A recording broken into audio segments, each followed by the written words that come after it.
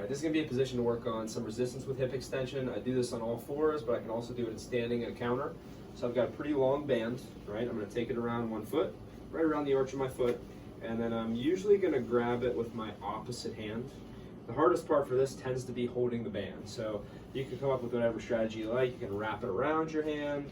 You could tie even like a little knot on the end here, which would give you a little something to kind of stick between your thumb and your finger. I would probably go with this one if I was going to do this at home. And then I'm here to counter. So I have my hands up on the counter, and then this band is going to be what gives me some resistance. So I want to come back so I'm on my toes, and I have my body in this straight line. I don't want to be up here, right? And I want to pay attention to my back position, so I don't want to be sagging like this. I want to think about my hips being tucked underneath me, my elbows being slightly in. I like to think about pushing my shoulder blades apart. And I'm going to let my knee come forward with this band, kind of pulling it that way. And then I'm going to start to straighten my leg and really try and straighten my knee.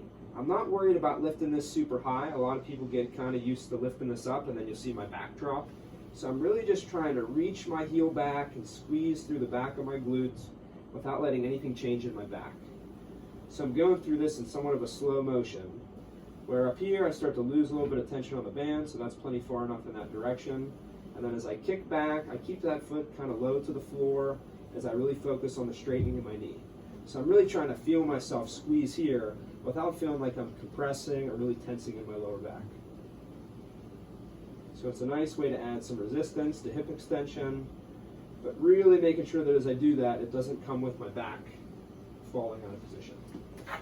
And like I said, I like to have it opposite, or if it's on my right foot, it's in my left hand, because when it's on the same side, one, the band kind of gets a little bit like running into my knee, which I don't like, and having the band across maybe promotes a little bit more of like a back and out direction, which engages a little bit more of the lateral aspect of my hip, which I like. So either one is fine, but this is a really nice, easy position you can do against the counter, against the table.